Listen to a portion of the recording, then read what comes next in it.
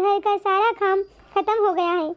अब मुझे भी बहुत ज़ोरों से भूख लग रही है, पर मम्मी जी का आता पता नहीं है वो कब खाना खाएंगी, और मैं उनसे पहले खाना खा भी नहीं सकती, नहीं तो मम्मी जी मुझे 17 बात सुनाएंगी। ना जाने मुझे आजकल क्यों भूख लगती है।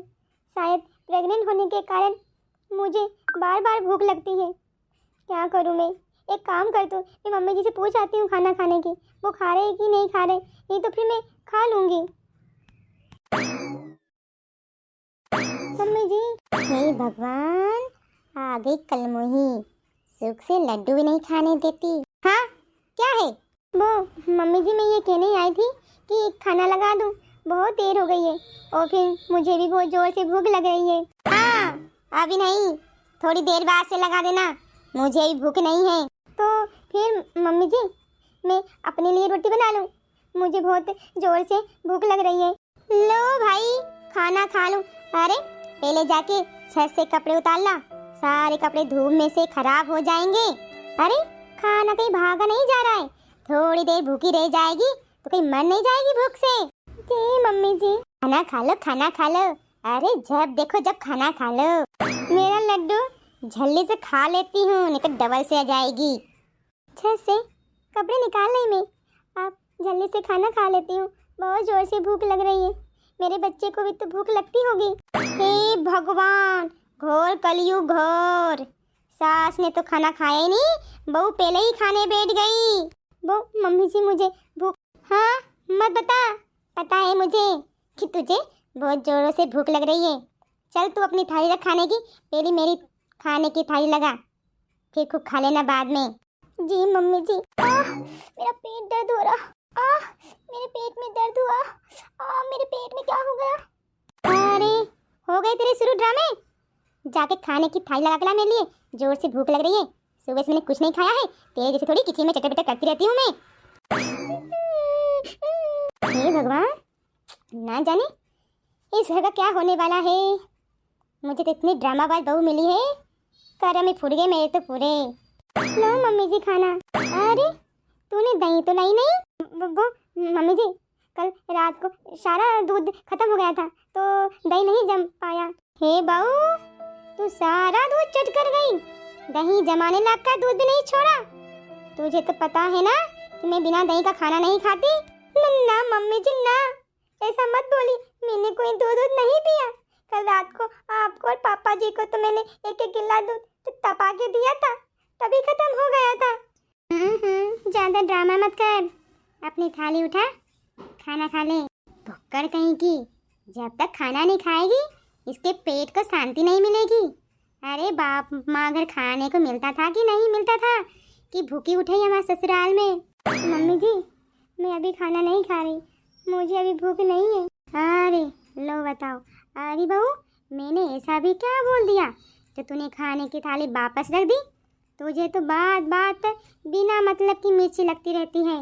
मैं तो खा रही हूँ खाना, खा तो खा, भली मत खा, रह भूखी, मुझे क्या करना।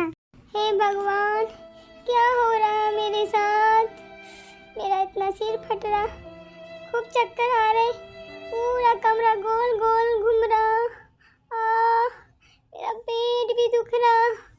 लो बताओ, मैं महारानी को सारे कमरे में ढूंढ ढूंढ के पागल हो गई और ये यहाँ आके अपने कमरे में आराम फरमा रही है। अरे महारानी जी झूठे बर्तन कौन मांजेगा? स्टैंड पे पोछा कौन लगाएगा? अरे मम्मी जी मेरा माथा पूरा गोल गोल घूम रहा था, कहीं मैं चक्कर खा के नीचे ना गिर जाऊं। इस डर से मैं अपने कमरे में चली आई कि थोड़ा आराम कर लूँगी तो थोड़ा अच्छा महसूस करूँगी, फिर जाके सारे बर्तन झूठे मान लूँगी। मम्मी जी पोछा भी लगा दूँगी। हो गए शुरू बहू पेटा में फिर से। मम्मी अरे पिया बेटा तू, वो भी इस हालत में?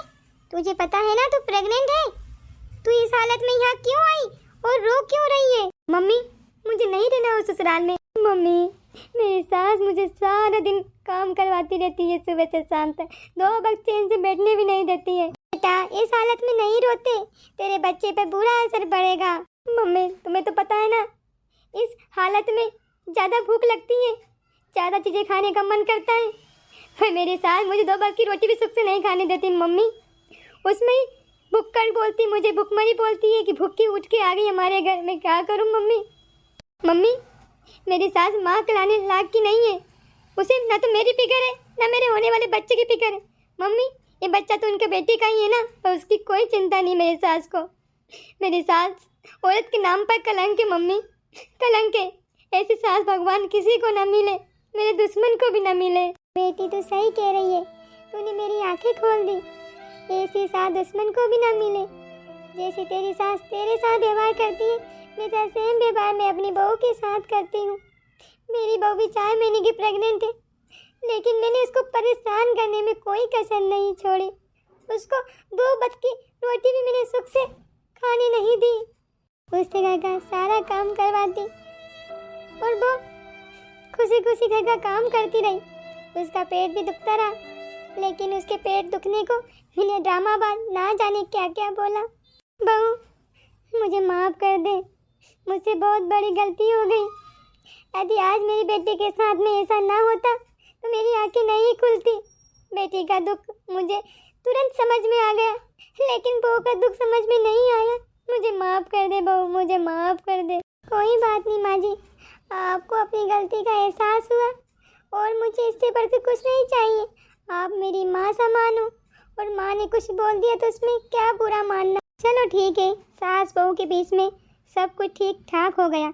मम्मी अब मैं चलती हूँ, तुम्हारे जमाई बाहर खड़े हैं, कार में मेरा इंतजार कर रहे हैं। पर बेटी तू वापस उस घर में क्यों जा रही है? तेरी माँ अभी जिंदा है, तुझे वापस अपने ससुराल में जाने की कोई ज़रूरत नहीं है, मैं तेरा ख्याल रखूँगी। अरे मम्मी ऐसी कोई बात नहीं है, ये सब ड्रामा मैंने आपको सबक सिखाने के लिए किया था। अरे मेरे सास ससुर तो बहुत अच्छे हैं, मेरी बहुत देखभाल करते हैं, मुझे बिस्तर से नीचे नहीं उतरने देते हैं, हाथ में खाना पीना देते हैं। और आपके जमाई तो हीरा है मम्मी जी, हीरा। पर मुझे भाभी के बारे में मालूम पड़ा कि आप भाभी के साथ में बुरा व्यवहार करते हो। भाभी की हालत दिन पे दिन गिरती जा रही है। मम्मी भाभी प्रेग्नेंट है और उन्हें सबसे ज़्यादा आवश्यकता आपकी है। आप भी भाभी के साथ में ऐसा करोगे तो फिर भाभी का क्या होगा? आपको शर्म नहीं आती मम्मी कि आप एक प्रेग्नेंट के साथ ऐसा दुर्व्यवहार करते हो? इस कारण मैंने ये सब नाटक करा ताकि आपको थोड़ी अकल आए।